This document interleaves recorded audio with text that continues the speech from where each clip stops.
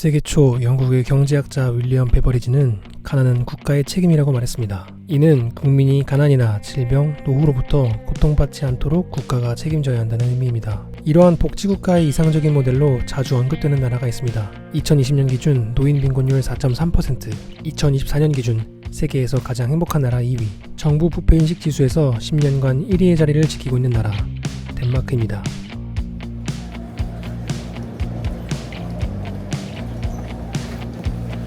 난리 났네 아주. 가방이 완전 걸레짝이라서 왔네. 비가 와서 그런가?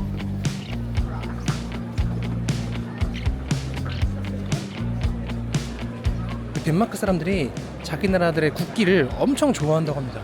그러니까 어딜 가나 국기를 항상 흔든다고 하더라고요. 근데 진짜 사실이었어. What is this camera? This open camera? Yeah. Italy is not good. Italy is not good. I come from Albania. You know Albania? I live here 52 years. 52 years. Yeah. Copenhagen, Denmark is the best. Best. Good system, you know. The salarying, you know salarying? When you work, every month they give you money. Very high. You know what I mean? Yeah, I know. Like you are a quick man, you can make good money here. But the tax is also high. No. Is it okay? Takes you know here inside. You buy something, you buy apartment, you buy car, you pay down tax. You buy nothing, you pay high tax. 아. 택시비가 왜 이렇게 비싼가 했더니 차가 벤츠요. 여기는 코펜하겐 버스터미널이고요. 코펜하겐에 얼마 있지 않고 바로 다른 도시로 이동을 하게 됐습니다.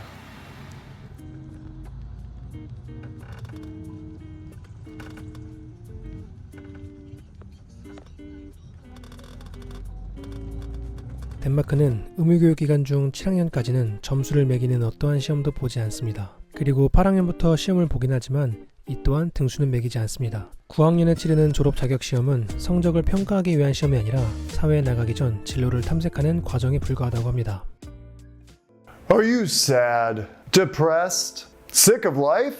Come to the second happiest country on earth and watch all your problems fade away. Hello, my people. Today we're talking about how to study in Denmark. I would like to take 하지만 덴마크의 교육 방식에 있어 눈여겨볼 점은 시험의 유무가 아닙니다. 우수한 인재들이 더 잘하기 위해 욕심을 내고 경쟁하는 것은 좋지만 성과로 계층을 갈라 다수를 깔보거나 하는 태도를 지향하는 것이죠. 남이 나를 부러워하게 만들지도 내가 남을 부러워하지도 않는 불편할 만한 비교 문화의 싹을 만들지 않는 것입니다. Exactly. Comparison is like forbidden in this country. Right. You can't do that. Yeah. But sometimes comparing might be good Yeah, to I give agree. each other a bit of a boost, you know, Yes. to not saying that you need to always compare yourself to others and you always need to do just as good, but you know, it could also be an inspiration Exactly. to achieve more.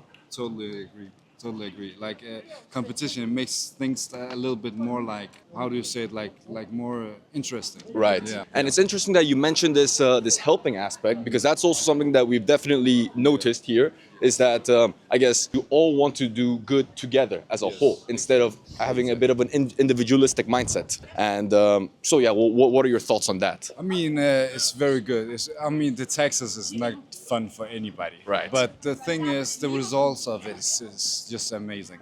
Like if something happens to you, if you get sick, if you don't know how to work or find work, they help you with everything. Right. Like the homeless people, they have everything they need to live a good life here. Once you are in a position that you don't really need support, but you are now helping others, you are Now supporting you are, others. yeah. What maybe you might have a different view towards the general population of Denmark, but like what do you think the sort of average Dane would think about that sort of a situation? Do you think that they believe that it is their duty, their right to help everyone, or do you think that some Danish people might think that it's a bit unfair?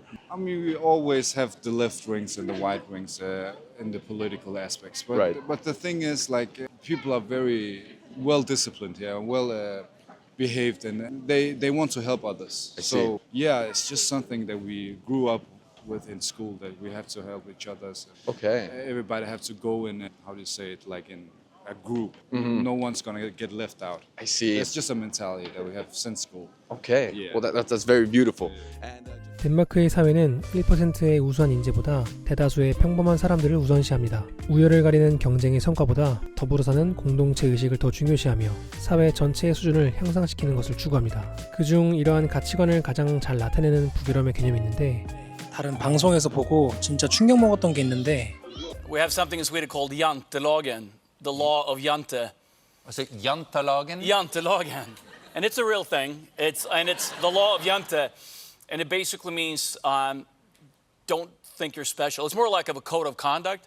I think it's fiction. It's a small town, I believe in Denmark, and the people in this town just you keep each other in place. Like, don't think you're special. Like, don't. What about like the royal family? Are they? I mean, they have to be flashy. They have a crown and they have robes. Well, I think it's very slightly schizophrenic for them because they're the royal family, but they're also Swedes, so they're like, "Hey, I'm the king.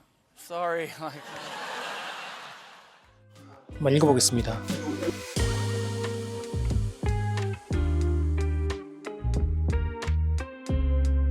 마지막으로 넘버 10. You're not the thing, you can teach us anything. 이거는 진짜 사람들한테 좀 중요하죠. 좀 훈수 두는 거. 덴마크의 증세 대상은 사회의 주류층인 중산층에 있습니다.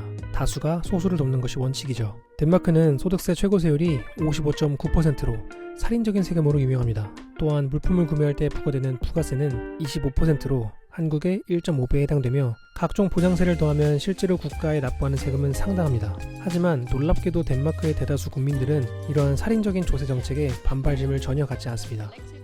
But also individual. Some people prefer just to achieve something by their own. Right. But I feel like in Denmark, people are like cares a lot about what happens in the society, Uh-huh. what does the state, and how can we support each other. Yeah, we are paying high taxes, but do we do something about it? What do we receive in change? Right. And how can we help, for example, refugees? Right. 소득 격차의 평등에서 오는 만족감과 세금이 사회 안전망을 구축하는 데 있어 올바르게 사용될 것이라는 무한한 신뢰를 갖고 있죠. 지나친 경쟁으로 서로를 불신할 수밖에 없게 되는 이러한 삶의 태도가 다소 낯설게 느껴지기도 합니다. 이러한 믿음의 힘은 도대체 어디서 나오는 걸까요? I mean, healthcare is free here, so I don't think that's the biggest worry they have. And then as for jobs and stuff, most people, if you were to be, for example, I've dropped out at the moment, so if I was to get a job, I could be like sign up for unemployment, get paid for it, and then they will help me find a job and such, so it'll be easier for me. So there's not much to worry about in aspects of like careers and stuff. Young people aren't worried about getting jobs or anything I because see. the government supports us so much. Right. So we can kind of just chill in, if you're studying in university or you're over 18 and you're studying, you get free, you can basically live by the government. You get loaned by the government. SU, right? Yeah. Yeah. And that changes based on how much your parents get paid and like how like live at home or how much your parents make. So and stuff it like that. accommodates you. Yeah. Well. So like, yeah, taxes are high, but Right. they're all for good reason. For example, if you want to compare it to like something completely on the opposite aspect, it would be like America, Yeah, where there's a lot of countries like where I'm half British, Uh-huh. and in the UK, like you pay a lot of tax, but you don't feel any benefit. no, absolutely not. The school system is horrible Yeah. there, and Okay. also Yeah, and like the public transport here is so clean and always everything works so well that nobody really complains about the high taxes I see. because it's just sort of the way you live. Okay. You mentioned this thing about Denmark being the happiest country. Yeah. I've also seen the statistics. And so what do you think, like I think- attributes to that? It's basically when they say that, from how I see it, it means like in terms of like security, social security. So they're attributing happiness with people who are like, oh, well, how likely am I to get homeless? Or can I take this risk? There's like a large safety net in Denmark where you can just sort of, you have the freedom to do what you want. And I guess that's what they're sort of attributing to happiness. Whereas like, yeah, like the amount of people who are fit because they have accessibility to staying healthy, and like there's all these facilities in Denmark that are sort of very accessible. Right. So it's all this like accumulation of all these things that we're able to do and have the freedom to do different things. So it's all like that. I wouldn't say it's like necessarily emotional happiness, but like if you're born in Denmark, your chances of being like, you know, miserable from homelessness, And poverty, content feeling. it's so I see. The happiness is just something that comes with it. yeah. Okay. Because everybody starts with the same, it's very equal. Right. Everybody's sort of the same, and to sort of reach that upper level of happiness or like, you know, have something more worth Right. to you, you sort of have to chase something.